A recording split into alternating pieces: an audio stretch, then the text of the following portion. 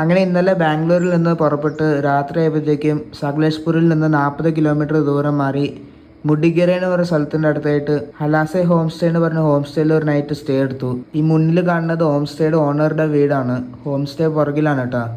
അങ്ങനെ രാവിലെ തന്നെ എനിക്ക് ഉടുപ്പിയിലേക്കുള്ള യാത്രയ്ക്ക് വേണ്ടി റെഡി ആയിക്കൊണ്ടിരിക്കുക. പോകുന്ന വഴി ഒരു കിടിലൻ ട്രെക്കിംഗ് സ്പോട്ട് ഉണ്ട്. റാണി ജാറി വ്യൂ പോയിന്റ് ഉണ്ട് പോകുന്ന വഴി. കുതിരമുക്ക നാഷണൽ പാർക്കിന്റെ സൈഡിൽ കൂടെയാണ് കേട്ടോ പോകാൻ പോകുന്നത്. എന്തായാലും ഉടുപ്പിയിലേക്കുള്ള ഒരു അടിപൊളി ഡ്രൈവ് ആയിരിക്കും. എല്ലാവരും ഈ വീഡിയോ മുഴുവൻ കാണുക, എൻജോയ് ചെയ്യുക. ഞങ്ങളുടെ വണ്ടി ഇവിടെയാണ് പാർക്ക് ചെയ്തേക്കണേ. ബാക്കിൽ മൊത്തം കാപ്പിത്തോട്ടമാണ്. രാവിലെ അത്യാവശ്യം തണുപ്പുണ്ട് കേട്ടോ. ഇന്നലെ രാത്രി നല്ല മഴയായിരുന്നു.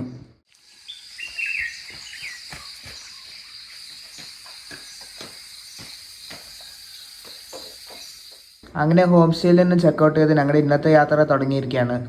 കാപ്പിയും കവുങ്ങ എന്നിട്ട് ഇവിടെ അധികം കാണാൻ സാധിക്കുന്ന കൃഷി എന്ന് പറയുന്നത്.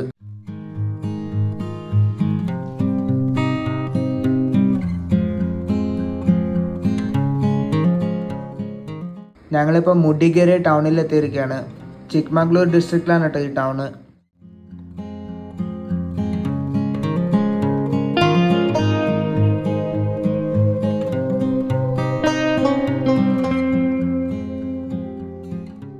മുഡിഗെറെ ടൗൺ കഴിഞ്ഞതിന് ശേഷം കുതിരമുഖ പോകുന്ന റോഡിലേക്ക് തിരിഞ്ഞിരിക്കുകയാണ്.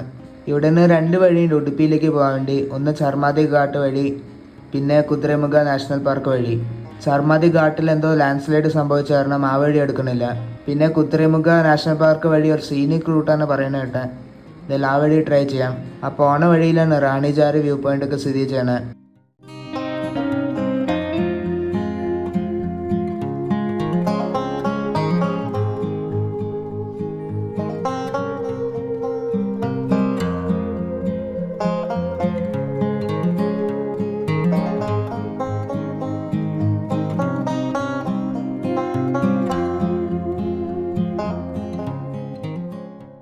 അങ്ങനെ മുന്നോട്ട് കുറച്ച് ദൂരം വന്നപ്പോൾ കൊട്ടിഗേഹള്ളി ജംഗ്ഷൻ്റെ അവിടെ വണ്ടി നിർത്തി. ബ്രേക്ക്ഫാസ്റ്റ് കഴിക്കാൻ വേണ്ടിയാണ്.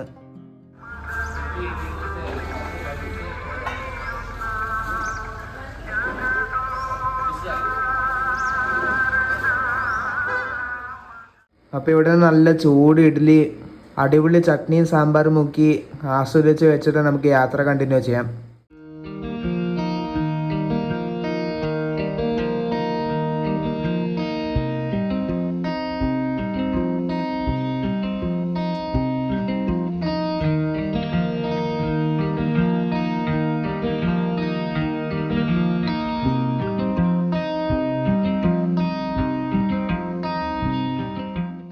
അങ്ങനെ കുറച്ച് ദൂരം മുന്നോട്ട് പോയപ്പോൾ തേയിലത്തോട്ടങ്ങൾ കാണാൻ സാധിച്ചു. കെലഗൂർ ടീ എസ്റ്റേറ്റ് ആണ് ഇതൊക്കെ. ആദ്യമായിട്ടാണ് കേട്ടോ കർണാടകയിൽ തേയിലത്തോട്ടങ്ങൾ കാണുന്നത്. ഈ മലനാട് സൈഡിൽ കാപ്പിത്തോട്ടങ്ങൾ ഏറ്റവും കൂടുതൽ കണ്ടത്. തേയിലത്തോട്ടം ആദ്യമായിട്ട് കാണുന്നത്.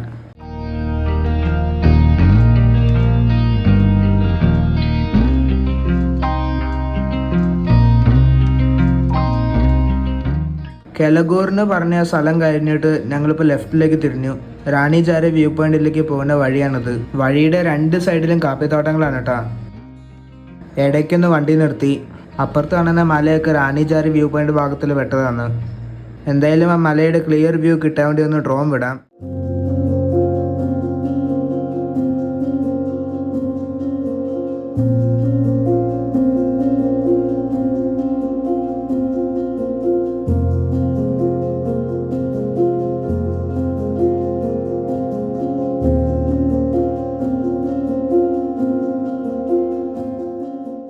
ആ കാണുന്ന മലയിൽ ഒരു വെള്ളച്ചാട്ടം കാണാൻ സാധിക്കും. അങ്ങനെ ഇവിടെ കുറച്ച് നേരം സമയം ചെലവഴിച്ച് വീണ്ടും യാത്ര തുടർന്നു. മുന്നോട്ട് പോകുന്തോറും റോഡിൻ്റെ അവസ്ഥ മോശമായി വരാം. ചില സ്ഥലത്ത് കംപ്ലീറ്റ് ഓഫ് റോഡായി മാറുന്നത് കാണാം. നല്ല മഴയിൽ റോട്ടിൽ കൂടെയാണ് കുത്തിരിച്ച് വെള്ളം ഒഴുകി പോകുന്നത്. നല്ല ആഴമുള്ള കുഴിയും കല്ലും കഷ്ണങ്ങളൊക്കെ കാണാൻ സാധിക്കും.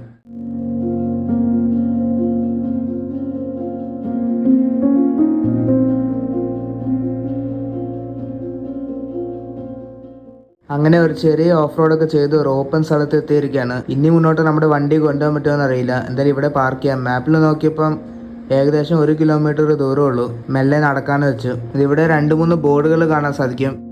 ബണ്ടജെ ഫാൾസ്, ബല്ലറായന ദുർഗ ഫോർട്ട്, പിന്നെ റാണി ജാറി വ്യൂ പോയിന്റ് എല്ലാം ഒരേ വഴിയിലാണ്. ഈ 3 സ്ഥലത്തേക്ക് ട്രെക്ക് ചെയ്യണം. ഇതെല്ലാം നമുക്കിപ്പോൾ റാണിജാരി വ്യൂ പോയിന്റ് മാത്രം കാണാം. നല്ല മഴയിൽ വെള്ളം ഒഴുകി പോയതുകൊണ്ടായിരിക്കാം കല്ലുകളെല്ലാം വഴിയിൽ കിടക്കുന്നത്. ഈ വഴിയിൽ കൂടെ നടക്കണ്ടേ. ഈ വഴിയിലൊന്നും നമ്മുടെ വണ്ടി കയറ്റാൻ പറ്റില്ല. ഒന്നാമത് ചെളിയാ, എങ്ങാനും വണ്ടി നിന്ന് പോയാൽ പിന്നെ എടുക്കാൻ ബുദ്ധിമുട്ടായിരിക്കും. എന്തായാലും നമുക്ക് ഈ കാടിനകത്തൂടെ മെല്ലെ നടക്കാം. റിസർവ് ഫോറസ്റ്റിനല്ല ഇത്, അതുകൊണ്ട് കുഴപ്പമൊന്നുമില്ല. മഴ പെയ്യാതെ തീർന്നാൽ മതി.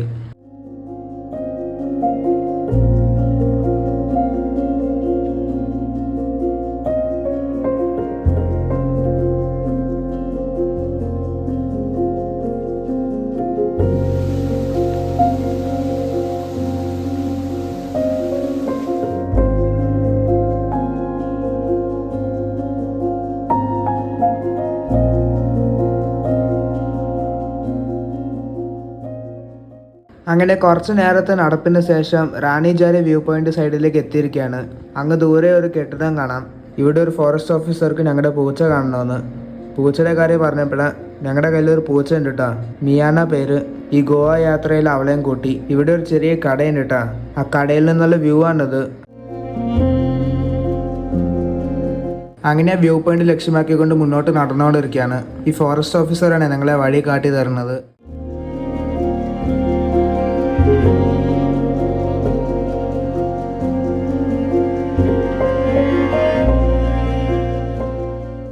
അങ്ങനെ മുന്നോട്ട് നടക്കുമ്പോൾ എന്താ വ്യൂ നോക്ക്, താഴെ അഗാധമായ ഗർത്തം.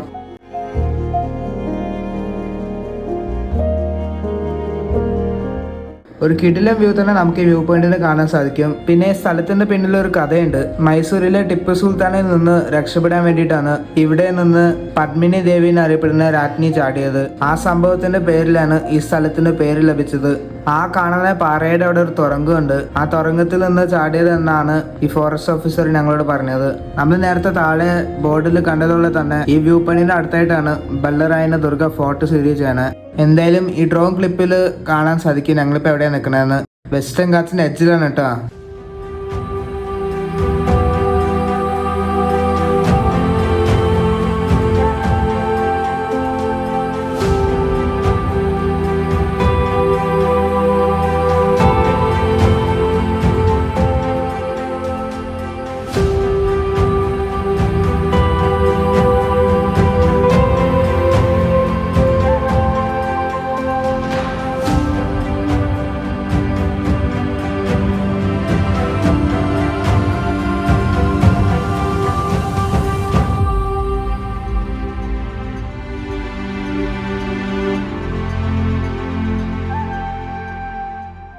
അതിമനോഹരമായ ഷോട്ടുകൾ പകർത്തി ഡ്രോൺ ലാൻഡ് ചെയ്തപ്പോൾ നിമിഷങ്ങൾക്കുള്ളിൽ ഈ സ്ഥലം കോടമണ്ണിൽ മൂടി കിടക്കുന്ന അവസ്ഥയായി.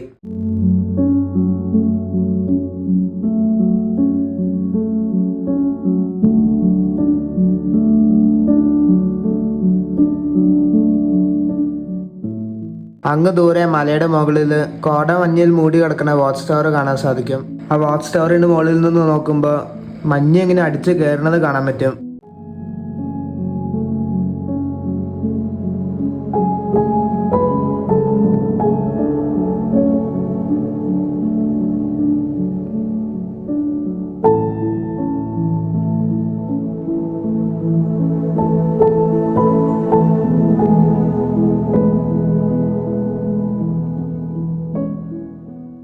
അങ്ങനെ കോടമഞ്ഞിൽ പൊതച്ചു കിടക്കുന്ന റാണിജാരിയിലത്തെ കാഴ്ചകൾ കണ്ടിട്ട് ഞങ്ങളിപ്പോൾ തിരിച്ചു പോവാണ്. ഇടയ്ക്കിടയ്ക്ക് ക്ലിയർ ആവും, പിന്നെ കോട ഇറങ്ങി വരും. ഒരു അടിപൊളി സ്ഥലമാണ് കേട്ടോ ഇത്.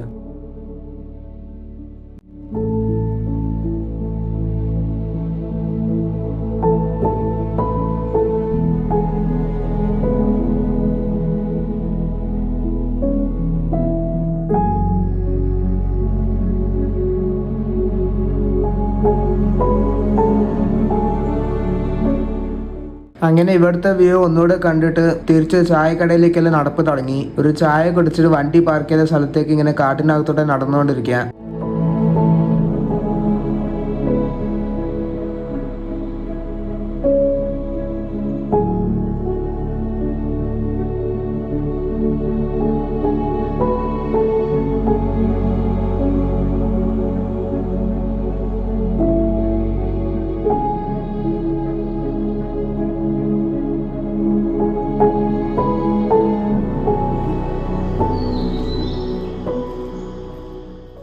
നടക്കുന്ന വഴി ഒരു കൂട്ടം പശുക്കളെ കാണാം. ആ രണ്ട് ചെറുക്കന്മാരാണ് കേട്ടോ പശുക്കളെ മേയ്ക്കുന്നത്.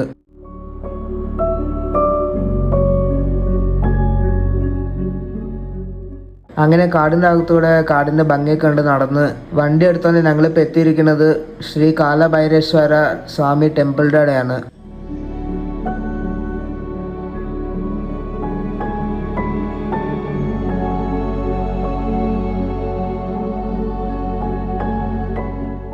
ഇവിടെ മുൻപിൽ തന്നെ ഒരു നാഗക്ഷേത്രം കാണാൻ സാധിക്കും.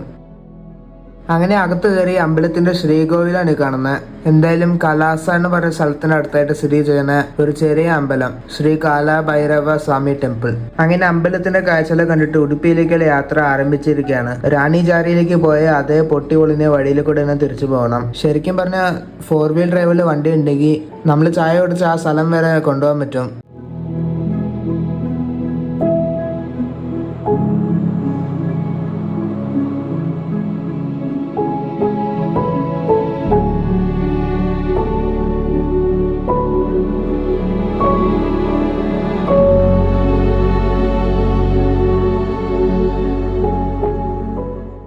അങ്ങനെ തിരിച്ച് മെയിൻ റോഡിലേക്ക് കയറിയിരിക്കുകയാണ്. റോഡിന്റെ 2 സൈഡിലും നിറച്ചും കാപ്പിത്തോട്ടങ്ങളാണ്. അങ്ങനെ കലാസ ടൗണൊക്കെ കടന്ന് കുതിരമുഖം നാഷണൽ പാർക്ക് കയറുന്നതിന് മുമ്പുള്ള ചെക്ക് പോസ്റ്റിൽ എത്തിയിരിക്കുകയാണ്. ഇവിടെ വണ്ടിയുടെ ഡീറ്റെയിൽസ് ഒക്കെ എഴുതി കൊടുക്കണം. പ്രത്യേകിച്ച് ഫീസൊന്നും ഇല്ല.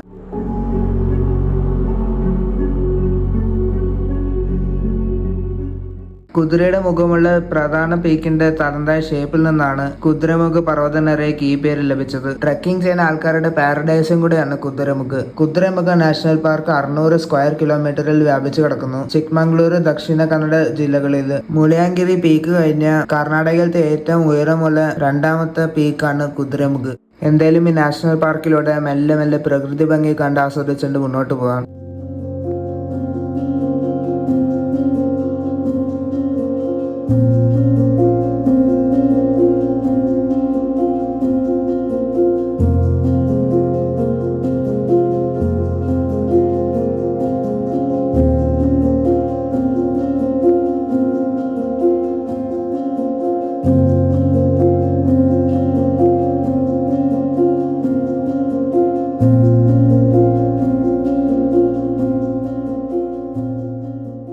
അങ്ങനെ ഏകദേശം കുതിരമുഖ മലനിരകളുടെ ടോപ്പിലെത്തി. ഈ വഴി നമുക്കൊരു അടിപൊളി ഡ്രൈവും നല്ല പ്രകൃതി ഭംഗി നൽകുന്നുണ്ട്. അങ്ങ് ദൂരെ പച്ചപ്പായിട്ട് കിടക്കുന്ന മൊട്ടക്കുന്നുകൾ, അതിന്റെ മേലിൽ മേഘങ്ങൾ തട്ടി നിൽക്കുന്നു. ചെറുതായിട്ട് മഴയൊക്കെ പെയ്തിട്ടുണ്ട്. പോകുന്ന വഴിയിൽ ചെറിയ വെള്ളച്ചാട്ടങ്ങൾ. നിങ്ങൾ ഒരിക്കലെങ്കിലും മഴക്കാലത്ത് കുതിരമുഖ നാഷണൽ പാർക്കിലൂടെ ഒരു ഡ്രൈവിന് പോകണം. അടിപൊളിയാണ് കേട്ടോ.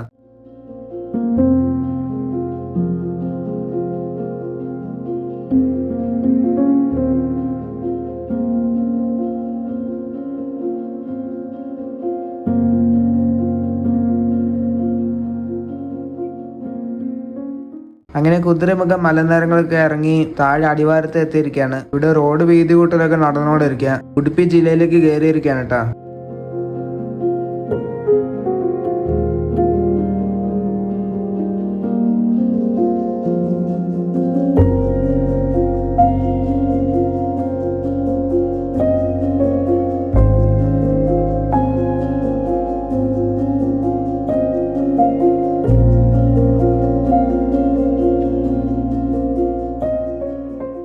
അങ്ങനെ പടുബിദ്രി ടൗണിൽ നിന്ന് കന്യാകുമാരിയിൽ നിന്ന് കേരള വഴി പനവേലിലേക്ക് പോകുന്ന NH 66 കയറിയിരിക്കുകയാണ്.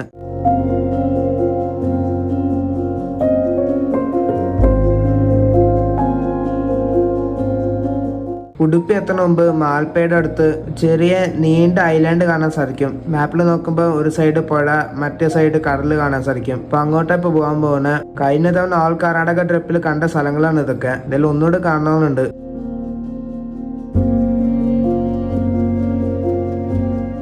ഉള്ളിയാർ ഗോളി എന്ന് പറയുന്ന സ്ഥലത്ത് യാർഡ് ബീച്ചിൽ എത്തിയിരിക്കുകയാണ്. കടലിന്റെ വ്യൂ ഒക്കെ ഇരുന്ന് കാണാൻ വേണ്ടി ബെഞ്ചുകളൊക്കെ വെച്ചിട്ടുണ്ട്. അത്യാവശ്യം വൃത്തിയുള്ള ബീച്ച്. അങ്ങ് ദൂരെ കടലിൽ ഒരു പാറ കാണാൻ സാധിക്കും.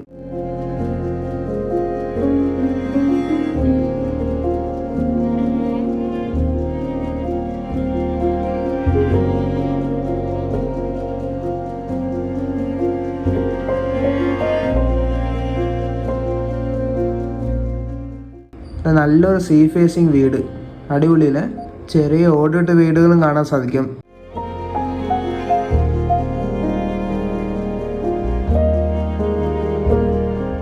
ചെറിയ ഗ്രാമങ്ങളുടെ ഇടയിൽ കൂടെ ഇങ്ങനെ പോയിക്കൊണ്ടിരിക്കുക. നല്ല ഭംഗിയുള്ള വഴിയാണ് കേട്ടോ, തെങ്ങിൻ്റെ ഇടയിൽ കൂടെ ഇങ്ങനെ പോയിക്കൊണ്ടിരിക്കുക.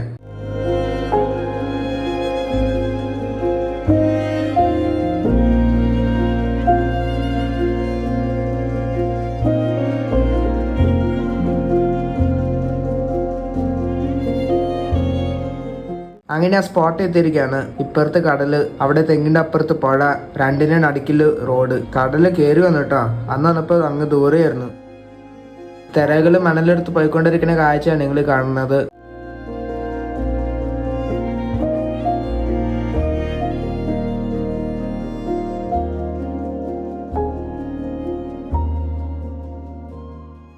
റോഡിന്റെ ഇപ്പുറത്തെ സൈഡ് ഒരു അടിപൊളി വീട്, തെങ്ങും തോപ്പ്, അപ്പുറത്ത് പുഴയിൽ മാംഗ്രോവ്സ് ഒക്കെ ഉണ്ട്. ഒരു കിടിലൻ ഫ്രെയിം.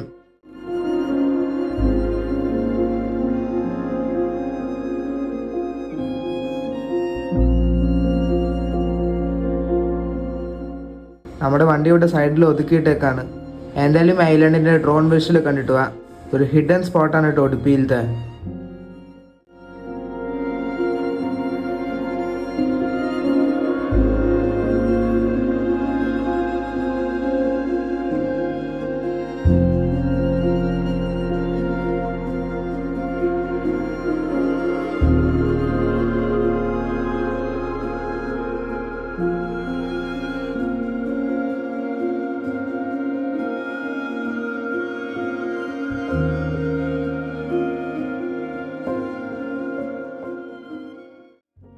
അങ്ങനെ ഡ്രോണൊക്കെ വിട്ട് മുന്നോട്ട് നീങ്ങാണ്. നല്ല കാറ്റ് കാരണം അധികം ഹൈറ്റിൽ വിടാൻ പറ്റിയില്ല.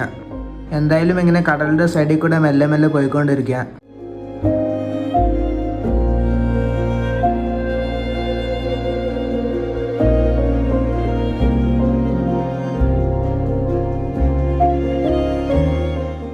ഒരു തീവണ്ടിയാണ് കേട്ടോ ഞങ്ങളുടെ മുന്നിലുള്ളത്. അതിൻ്റെ പുക കാരണം എനിക്ക് ശ്വസിക്കാൻ കഴിയുന്നില്ല. ആ ലോറിയുടെ കളറേ മാറിയിട്ടാ.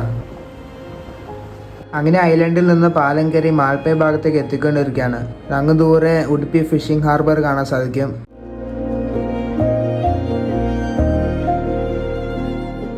പോകുന്ന വഴി ഫിഷിംഗ് ഹാർബർ കാണാമെന്ന് വിചാരിച്ചു. ഇപ്പോൾ സമയം വൈകുന്നേരം 4 മണിയായി. വല്ല മീനുണ്ടാവുമെന്ന് അറിയില്ല.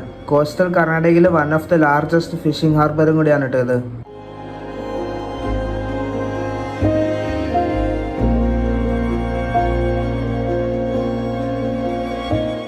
ഇവര് രാത്രിയിലും വെളുപ്പിനൊക്കെ കടലിൽ പോയി മീൻ പിടിച്ചിട്ട് അതിവിടെ വിൽക്കുന്നുണ്ട്.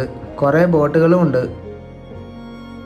വല നന്നാക്കണ കാഴ്ചയാണ് നിങ്ങൾ ഈ കാണുന്നത്. ഒരു ബോട്ട് ഇങ്ങോട്ട് വരുന്നത് കാണാൻ സാധിക്കും. വല്ല മീൻ കിട്ടിയില്ലേ നോക്കാം.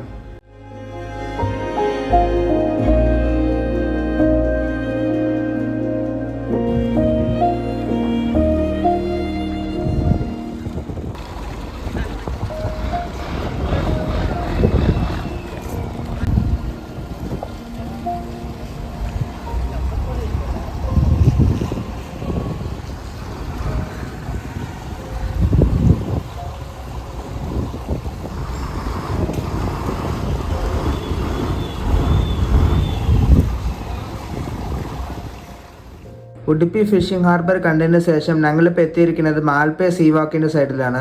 ആ കാണുന്ന ബിൽഡിംഗ് ഉടുപ്പി കൊച്ചിൻ ഷിപ്പ്യാർഡിന്റെയാണ്. 1984 ജൂലൈയിൽ ഒരു സ്വകാര്യ സർക്കാർ ഇതര കമ്പനിയായി ആരംഭിച്ചു. കഴിഞ്ഞ തവണ വന്നതിനേക്കാളും കുറച്ച് ഡെവലപ്മെന്റ് ഒക്കെ ഉണ്ടായിട്ടുണ്ട്.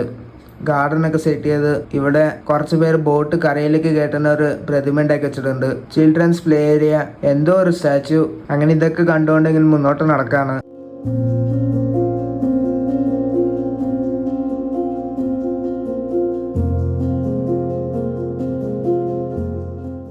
മുന്നിൽ കുറേ കടകൾ കാണാൻ സാധിക്കും.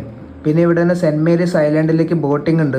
പക്ഷെ നിലവിൽ ഇപ്പോൾ കടൽ റഫായി കൊണ്ട് അങ്ങോട്ട് ബോട്ടിങ്ങുകളില്ല. ഇവിടെ എന്താണ് ബോട്ടിന്റെ പ്രതിമ ഉണ്ടാക്കിയിട്ടുണ്ട്. ഇനി ഞങ്ങൾ കയറാൻ പോകുന്ന മാൽപ്പയിൽ സ്ഥിതി ചെയ്യുന്ന 450 മീറ്റർ നീളമുള്ള സീ വാക്കിലേക്കാണ്. കർണാടകയിലെ ഏറ്റവും നീളം കൂടിയ സീ വാക്കാണിത്.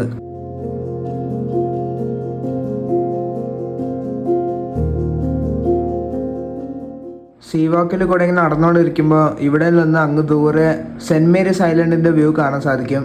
ഒരുപാട് പ്രത്യേകതയുള്ള ഒരു ഐലൻഡാണത്. ഒന്നാമത്തത് സ്തംഭമായ റിയോലറ്റിക് ലാവ പാറകളുടെ ജിയോളജിക്കൽ ഫോർമേഷൻ അറിയപ്പെടുന്നതാണ് ഈ ഐലൻഡ്. പിന്നെ രണ്ടാമത്തത് 1498 ഇന്ത്യയിലേക്കുള്ള കടൽ മാർഗം കണ്ടെത്തിയോടെ പോർച്ചുഗൽ രാജ്യത്ത് നിന്ന് യാത്രയുടെ അവസാനത്തിൽ Vasco da Gama saint Mary's ഐലൻഡിൽ ഇറങ്ങി കോഴിക്കോട്ടിലേക്ക് പോണ മുമ്പ്. അങ്ങനെ സീ വാക്കിലൂടെ മുന്നോട്ട് നടന്നുകൊണ്ടിരിക്കാം. ഇപ്പുറത്തെ സൈഡിൽ പുഴ വന്ന കടലിലേക്ക് ചേർന്നത് കാണാൻ സാധിക്കും.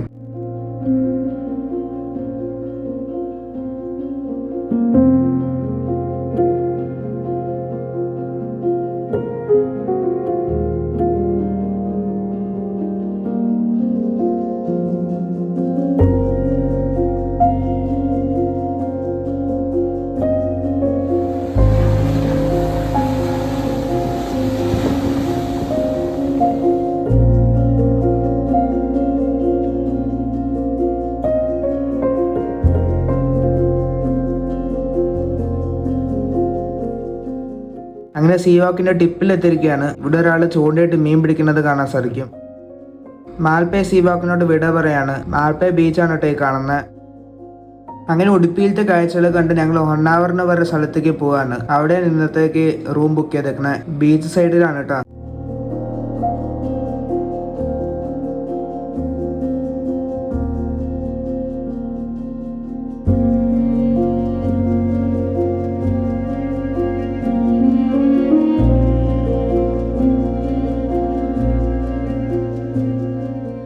ഹൊണ്ണാവറിലേക്ക് പോകുന്ന വഴി മറ്റൊരു സ്പോട്ടിൽ എത്തിയിരിക്കുകയാണ്, മരവന്തെ ബീച്ച്. NH66 ഹൈവേയുടെയും അറബിക്കടലിന്റെയും മീറ്റിംഗ് പോയിന്റാണ് ഈ സ്ഥലം. ഇതും നമ്മൾ നേരത്തെ ഉടുപ്പിയിൽ കണ്ട ഐലൻഡ് പോലെ തന്നെയാണ്. ലെഫ്റ്റ് സൈഡിൽ അറബിക്കടല്, റൈറ്റ് സൈഡിൽ സൗപർണിക നദി, നടുക്കിലൊരു കിടിലൻ ഹൈവേ.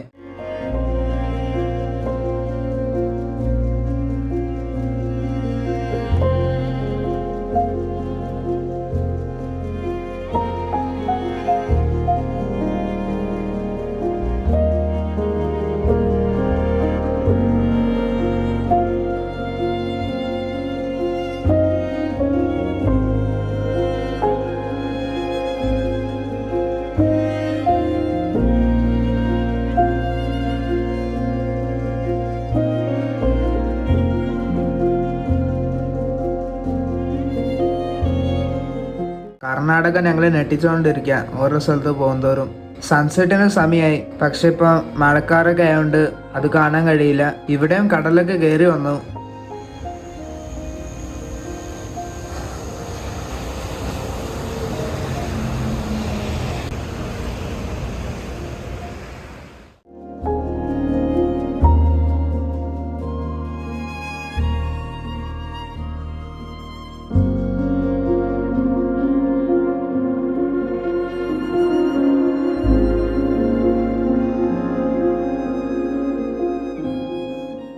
അങ്ങനെ 1 hour ടൗൺ കഴിഞ്ഞ് ഏതോ മണ്ണുവഴിയിലേക്ക് തിരിഞ്ഞിരിക്കുകയാണ്. ഞങ്ങൾ ഓൺലൈനിൽ ബുക്ക് ചെയ്ത് റോക്കീസ് ബീച്ച് സ്റ്റേ എന്ന് പറഞ്ഞ ഹോം സ്റ്റേയിലാണ് ഞങ്ങൾ താമസിക്കാൻ പോകുന്നത് ഒരു രാത്രിക്ക് വേണ്ടി. പുതിയ പ്രോപ്പർട്ടിയാണ് കേട്ടോ. ഇവിടെ 3 റൂംസ് ഉണ്ട്. ഇതാണ് കേട്ടോ റൂം. ഒരു ഡബിൾ ബെഡ്, സ്മാർട്ട് TV ഉണ്ട്, ഒരു കബേർഡ് ഉണ്ട്, അതിനകത്ത് എക്സ്ട്രാ ബെഡ്ഷീറ്റും ടവൽസ് ഒക്കെ വെച്ചിട്ടുണ്ട്. എന്തായാലും ഇന്നത്തെ കറക്കം കഴിഞ്ഞ് ഒന്ന് റെസ്റ്റ് ചെയ്യാൻ പോവുക. എന്തായാലും ഈ വീഡിയോ ഞാൻ അവിടെ അവസാനിപ്പിക്കാം. 1 hourത്തെ കാഴ്ചകളും ഗോവയിലേക്കുള്ള യാത്രയുമായിട്ട് നമുക്ക് അടുത്ത വീഡിയോയിൽ കാണാം. മറ്റൊരു കിടിലൻ വീഡിയോ ആയിട്ട് പിന്നെ കാണാം. അതുവരെ ബൈ.